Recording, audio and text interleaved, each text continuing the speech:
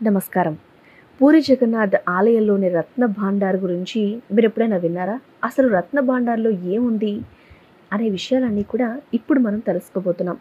పూరి జగన్నాథ్ ఆలయంలో రత్న భాండార్ దాని గురించి చాలా ఆసక్తికరమైన విషయాలే ఉన్నాయి. అంతేకాకుండా కొన్ని కథలు కూడా ఉన్నాయి. అవన్నీ మనం ఇప్పుడు తెలుసుకుంటున్నాం. పూరి జగన్నాథ్ యొక్క రత్న భాండార్. ఇది ఎంతో సంపద, అంతుచిక్కని రహస్యం అని చెప్పాలి ఇక్కడున్నది. పూరి జగన్నాథ్ ఆలయం ఒక సజీవ చరిత్రగా మిగిలిపోయింది ఈ సంపదకి, రహస్యాలకి. ఎప్పటినుంచో అనాదిగా భక్తుల పాలిట కల్పతరువుగా, ఆధ్యాత్మిక శక్తికి కేంద్రంగా వెలసిల్లుతోంది ఇది. ఈ ఆలయంలోనే కాలానికి కూడా అందని అద్భుతాల్లో ఒకటే ఈ రత్న భాండార్. అంటే రత్నాల నిలయం అని చెప్పొచ్చు. ఇది కేవలం ఖజానా మాత్రమే కాదు, తరతరాల నుంచి రాజులు భక్తి విశ్వాసాలతో మెలిగి దాచిన ఒక సమూహం ఖజానా ఇది. దైవ మహిమ నిండి ఉన్న ఖజానా ఇది. అంతు చిక్కని రహస్యాలకు నిలయం ఇది. ఈ రత్న భాండార్ పేరు అసలు ఎలా వచ్చింది, ఏ కాలం నుంచి ఇది ఉంది అనే విషయాల్ని మనం చూస్తే, రత్న భాండార్ అనే పేరు మీద దానిలో ఉన్న అపారమైన విలువైన వస్తువులను, రత్నాలను మనకి సూచిస్తుంది. ఈ నిధి ఉన్న గదులు ఎక్కడైతే ఉన్నాయో ఆ గదుల్లో జగన్నాథుని యొక్క ఆభరణాలు, రత్న ఖచ్చిత వస్త్రాలు ఉన్నాయి. అంతేకాకుండా విలువైన వస్తువులు కూడా భద్రపరిచి ఉన్నాయి. అయితే ఈ భాండార్ గురించి చరిత్ర స్పష్టంగా ఒక నిర్దిష్ట కాలం నుంచి ప్రారంభమైంది అని చెప్పడం కష్టం. ఎందుకు అంటే ఇది ఆలయంతో పాటుగానే అనేక శతాబ్దాలుగా వృద్ధి చెందుతూ వచ్చింది. అదే రత్న భాండార్ యొక్క ప్రాముఖ్యత మరియు అది ఒక రహస్య గదిగా మారడం, వీటి వెనక గంగా రాజవంశం కాలం నుంచి ఒక చరిత్ర ముడిపడి ఉందని చెప్పొచ్చు. ఆలయ పండితులు కూడా దీన్ని విశ్వసిస్తున్నారు. మరి ఏంటది అంటే, క్రీస్తు శకం 12వ శతాబ్దంలో ప్రసిద్ధ గంగారాజు అనంతవర్మ చోడగంగ దేవుడు పూరి ఆలయాన్ని పునరుద్ధరించడం. అయితే ప్రస్తుతం ఆలయ నిర్మాణానికి ఆయనే పునాది వేశాడు అనేది చెప్పబడుతుంది. దాంతోపాటుగా జగన్నాథునికి అనేకమైన అంటే అపారమైన ఆయన శక్తి ఎంతుందో అంత సంపద సమర్పించాడు అని మనకి చరిత్ర చెప్తుంది. ఇక ఆ తర్వాత వచ్చింది గజపతి రాజులు. వీళ్ళు కూడా నిరంతరం సంపద ఇస్తూనే ఉన్నారు పూరి జగన్నాథునికి. అయితే ఈ రాజులందరూ కూడా వాళ్ళ భక్తికి చిహ్నంగా విజయోత్సవాలు, వాళ్ళు ఎప్పుడైతే ఏదైనా విజయం సాధించారో దానికి గుర్తుగా అపారమైన ధనరాశులు, రత్నాలు, ఆభరణాలను అన్నీ కూడా జగన్నాథుడికి ఇచ్చారు, సమర్పించారు అనేదాన్ని మనం చెప్పుకోవచ్చు. ఇక ఈ సంపదను భద్రపరచాలి అంటే ఆలయంలో ప్రత్యేక గదులను నిర్మించే వాళ్ళంట. అంటే వాళ్ళు ఇచ్చే సంపద ఎంతో మీరు అర్థం చేసుకోవచ్చు. ఇక కాలక్రమంలో వాటినే రత్న భాండారుగా పిలుస్తూ వచ్చారు. ఎందుకంటే మనం చెప్పుకున్నాం, రాజులు వాళ్ళ విజయాలకు ప్రతీకగా ఒక పక్క వాళ్ళు ఇస్తూ ఉంటే సంపద, దాన్ని దాచడానికి గదుల్నే నిర్మించారంటే వాళ్ళు ఎంత సంపద ఇచ్చుంటారు అనేది మనం గమనించవచ్చు. ఎందుకు అదంత రహస్య గదిగా ఉండిపోయింది, దాని వెనక మర్మం ఏంటి అనే కారణాలు మనం చూస్తే చాలానే ఉన్నాయి. ఆ కారణాలు రత్న భాండార్ను రహస్య గదిగా ఉంచడం వెనక చాలా కారణాలు, ఊహాగానాలు కనిపిస్తున్నప్పటికీ కేవలం భద్రత కోసం ఇలా చేశారు అంటే పొరపాటే. ఎందుకు అంటే ఇక్కడ దైవత్వం కూడా ముడిపడి ఉంది. ఈ అంశాన్ని కూడా మనం క్షుణ్ణంగా పరిశీలించాలి. ఇక రక్షణ వ్యవస్థ, భద్రత ఏంటి అనంటే చాలా స్పష్టమైన కారణం. ఆలయంలో అపారమైన సంపదలు దొంగలు దోచుకోకుండా ఉండాలని ముఖ్య కారణం. ఇక ఆక్రమణదారులు, రాజుల కాలంలో ఆక్రమించుకోవడం అనే ఒక పద్ధతి ప్రకారం ఆక్రమణదారులు ఈ సంపద ఖజానాని కొల్లగొడితే ఇబ్బందులు వస్తాయి కాబట్టి వాళ్ళ నుంచి కూడా రక్షించడానికి ఈ గదులు చాలా పటిష్టంగా నిర్మించడం జరిగింది. అంతేకాకుండా ఇవి రహస్యంగా కూడా నిర్మించారు. అంటే ఎవరికి ఓపెన్గా కనిపించకుండా దాగి ఉండే విధంగా నిర్మించడం జరిగింది. ఎందుకంటే ఈ ఆలయం మీద మనం గమనిస్తే చాలా దాడులే జరిగాయని మనకు చరిత్ర చెప్తుంది. కొన్నిసార్లు విగ్రహాలను కూడా తరలించాల్సి వచ్చేంత పరిస్థితి ఏర్పడింది. అంటే ప్రతిష్ఠించిన విగ్రహాలను కూడా వేరే ప్రదేశంలో ఉంచారు. అలాంటి పరిస్థితులు కూడా వచ్చాయి. ఇలాంటి సమయాల్లో ముఖ్యంగా ఈ నిధులు అనేవి రక్షించడం కోసం చాలా ప్రయత్నాలు జరిగాయి. అది చాలా అవసరం కూడా. మరి ఇక్కడ దైవత్వం నిండి ఉన్న ప్రదేశం, పవిత్రత కూడా కలిగి ఉంది. ఏంటి దీనికి సంబంధించి ఈ పాయింట్స్ని మనం గమనిస్తే ఎందుకు జగన్నాథుని ఆలయ రత్న భండార్ అనే విషయాలు పరిశీలిస్తే సాక్షాత్ జగన్నాథుడు ఎవరు? పరబ్రహ్మ స్వరూపం. ఆయనకు సమర్పించిన ప్రతి వస్తువు కూడా పవిత్రమైనదిగా భావిస్తుంటారు. అయితే కేవలం ఈ నిధులు భద్రతా కోణంలో మాత్రం చూడలేదు వాళ్ళు. దైవశక్తి నిక్షిప్తమై ఉన్న ప్రదేశంగా వాళ్ళంతా దీన్ని పరిగణించారు.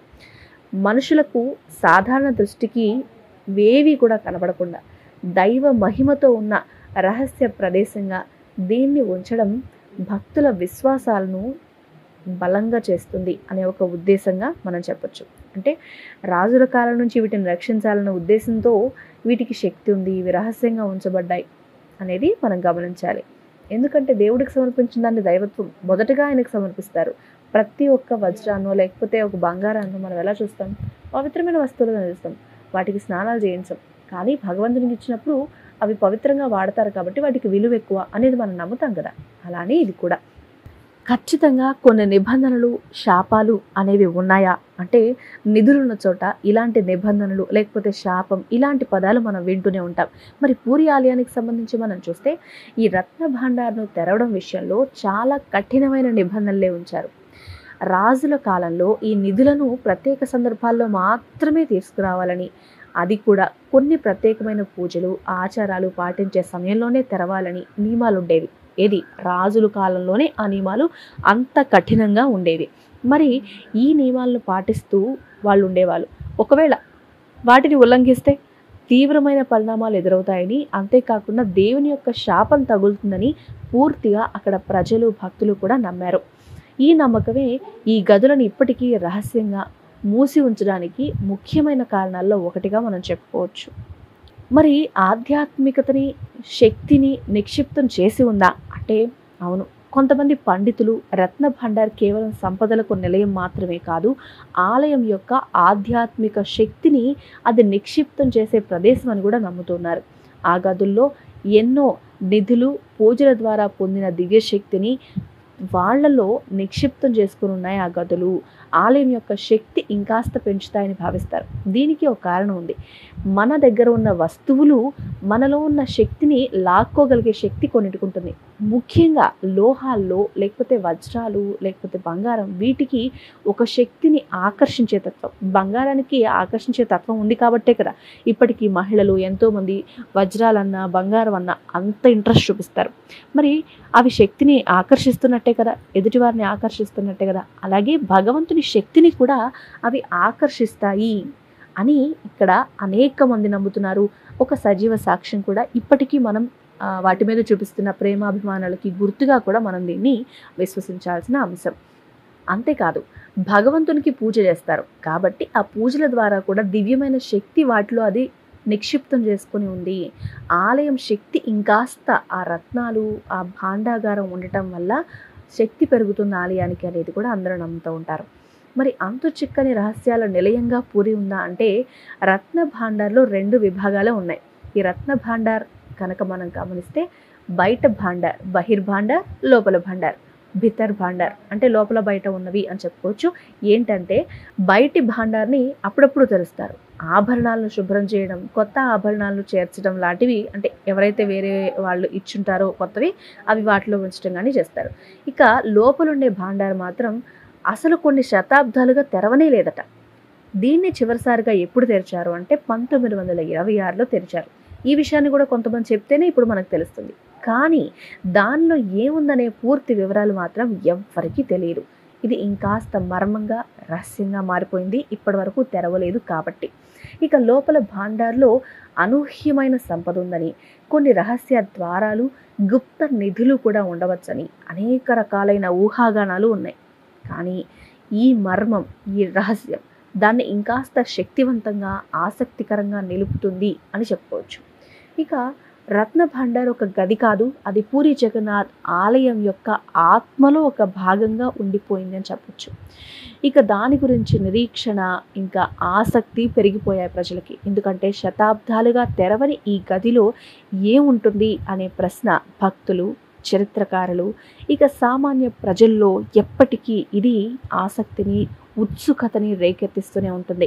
లోపల అనూహ్యమైన రత్నాలు, వజ్రాలు, బంగారు ఆభరణాలు, ఇంకా అంతకు మించి దైవశక్తికి సంబంధించిన అతి రహస్యమైన వస్తువులు కూడా ఉండవచ్చు అని ఊహించుకోవడమే ఒక ఉద్వేగభరితమైన అనుభూతి అని చెప్పక తప్పదు. ఎందుకంటే ప్రతి ఒక్కళ్ళకి ఆసక్తి కలిగించే అంశమే కదా ఇది. అందుకే దీన్ని మర్మమని, రహస్యమని, నిధి అని రకరకాల పేర్లతో మనం పిలుస్తూ ఉంటాం. మరి దైవ మహిమకు ప్రతీకగా ఇది నిలబడింది.